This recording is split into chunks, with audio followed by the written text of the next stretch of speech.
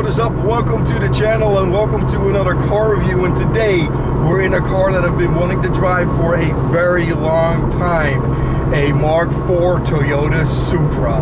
Let's get on these brakes here real quick right off the bat, and they are very, very spongy. Not really confidence inspiring at all. Now, since we're stopped here at the light, I didn't know about the Supra until I saw it in the Fast and the Furious, and I bet that's the same for a lot of other people when they saw a car in a movie and they went, interesting. They do a little bit of research and then that's that. For me, I was solely into classic muscle at the time, so it didn't really register too much.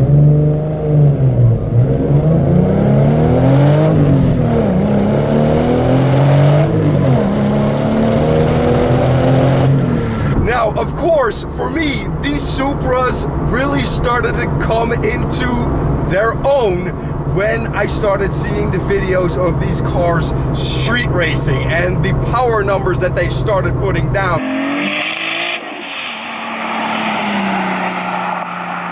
And well, the way that they started just destroying supercars like crazy. Talk about supercars right there. Also, not gonna claim that it was the first car to bring 1,000 horsepower to the street races, but on the other hand, it might as well be, because these cars are just legendary. 1,000 horsepower on stock engines and stock transmission. The V160 transmission was an absolute beast.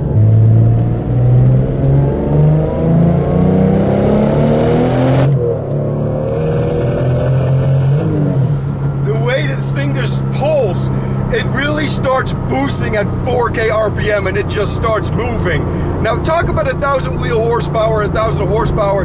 This car is essentially what I wanted to do 5 years ago. I wanted to get a naturally aspirated car and just put a turbocharger on it. This car though took it a little step further. Under the hood of this is the 2JZ GTE, which is the factory twin turbocharged one, but it does have a single turbo conversion. Under the hood now is a Bach-Warner 6673 turbo, and it should be good for about 800 horsepower. However, this car still does have the same Achilles heel as a naturally aspirated turbocharged car would have, and that is the transmission. This still has the W58 rig in it.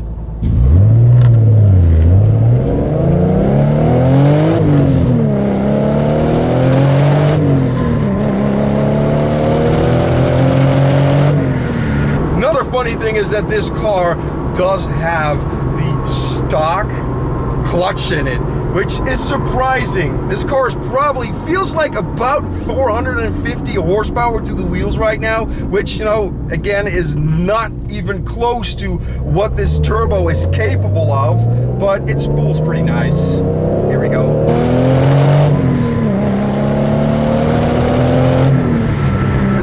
Kind of weird to talk about classic cars because these cars now, this is a 97, but of course they came to the United States in 93. They're classics now. They're over 25 years old, and the way that these cars look, they're still iconic. You just love the way the body line just moves, and it is especially evident when you look at the side profile of the car. There are not a lot of cars out there that pull off the 90s bubbly goodness more than a Mark IV Supra. I mean, this is just absolutely glorious. Now, this car on the front end does have Euro headlights, which sets it off from the regular cars in the United States that have the plastic ones. The rear end is, of course, 97, so you have the gray taillights instead of the black, and I think this sets it off just a little bit more. I like to see the contrast, and of course, because this is a black car, it makes just that much more sense. Car's also are making racing coilovers, which you can see in the stands. It is not too low, but it's also not in the stratosphere high, which is perfect to me. We're gonna do a corner over here, so let's see how she turns, shall we? Back in second gear.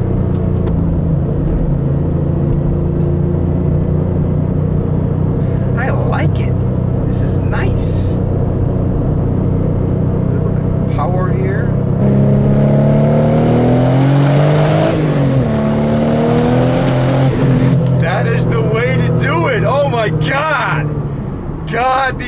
Supras are just the bomb.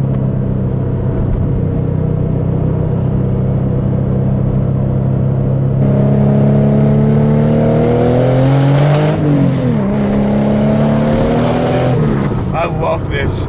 You know, I always hate the fact when I get out of cars like these, because this, ever since I saw those street racing videos, the big Supra video, Redline, if you remember that, this has had a place in my dream car garage. And now to finally drive one and just feel how nice it is, and even though this is on coilovers, it still has that GT feeling. God, I just want one. And I know deep down that it is pretty much an impossibility, because nowadays, even if you want to get a ratted out, naturally aspirated car, which is what I would do, and then start building, you know, you gotta bring about $20,000 with you, and it is impossible to do something like that. And at $20,000, it is gonna give you a very ratty one. It's not gonna give you a very nice one like you want. Recently, an original twin turbocharged car with low miles sold for $173,000. Or at least I think it was 107. Let's say it's 180, because it's probably gonna get there eventually. And that is weird, because if you look up the value of a Ferrari F355, the one that they raced in the first Fast and Furious, $65,000 gets you a pretty nice one. So now it is the other way around. The guy in the Ferrari is gonna say, what's the retail one of those? More than you can afford, pal. Supra.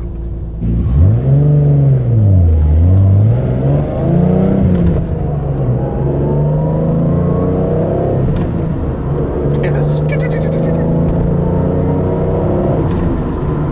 In order to get that noise, you need to not get in it all the way and just let off a little bit.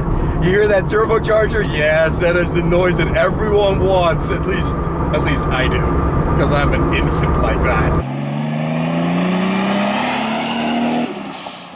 So right now we're doing about 60 miles an hour, and the tag is sitting at about 2,900 RPM.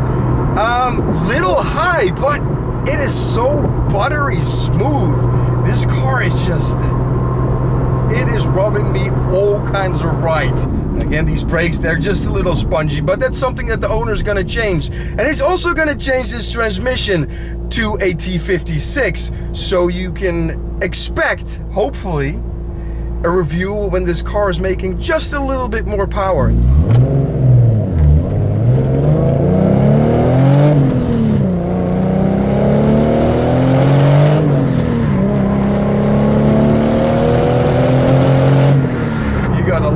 Stuff, and then the way that blow-off valve just goes, oh man, I feel like such a hero driving this car around. I kid you not. On the exterior, of course, you see the wheels as well. They're Vogue GT7s, and I think they are a good fitting wheel for this car. Also, two 35s on the front tires and two 75s on the back, so this car has plenty of grip for the power that it has. Another thing with the exterior styling, of course, is the massive wing on the back. It just fits perfectly. You have TRD wings there. They look cool too, and I probably would put a TRD wing on mine, but even the stock wing, classic look. And I don't think you should mess with it too much, because a Supra really looks perfect from the get-go. You can do some stuff with the looks, but you don't really have to. Second gear is such a freaking rush. Okay, a lot of people are gonna say, well, it's a Supra, it's not making 1,000 horsepower. Talk to the hand. Guys, it is still a freaking Supra, man. It has the potential to get there. You have to see the potential. Pop the hood and go, with a little bit of overnight parts from Japan, this thing will decimate all. Although nowadays with the twin turbocharged Huracans and the Lambos and all these other cars, it's probably no longer the truth. But the legend is there. It's like the Cobra from back in the day.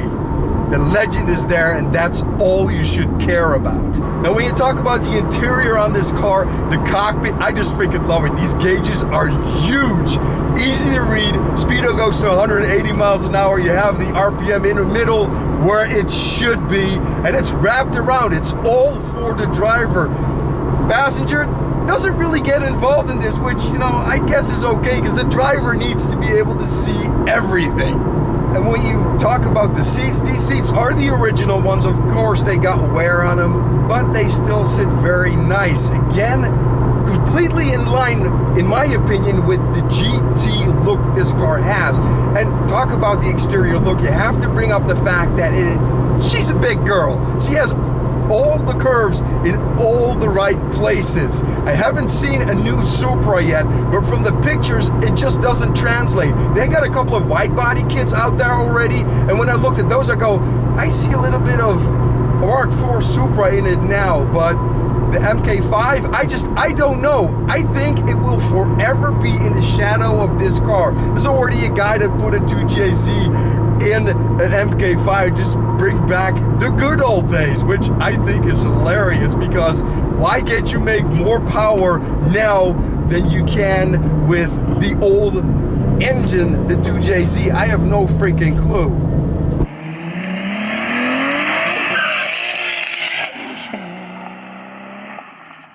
So then we get to the conclusion on the car. Guys, I want one. That's all there is to it.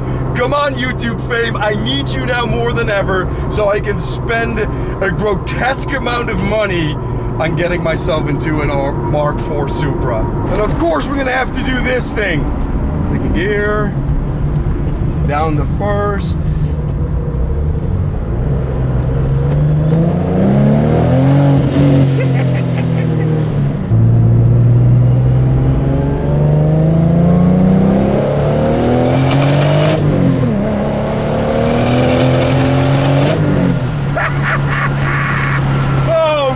Man, this is where it is at.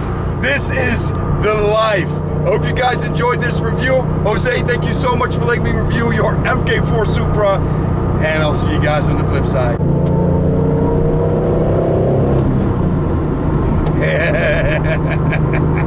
Oh man, this is the first time that I hear that turbocharger just do its thing, and I like it. I didn't know they made Saturn's GTRs. That is interesting. Talk about up badging. You can down badge all you want, but don't up badge. And that is, yeah. And watch, it has a freaking big ass turbo, 4-wheel drive conversion. Still pretty clean though. I don't mind those SIs. I'm not going to do anything, but this truck is going to take off. Wait, what? If I screw up.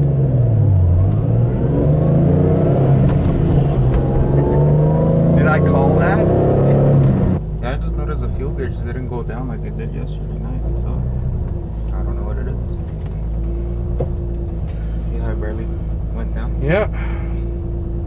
Maybe I'm just Mr. Economy.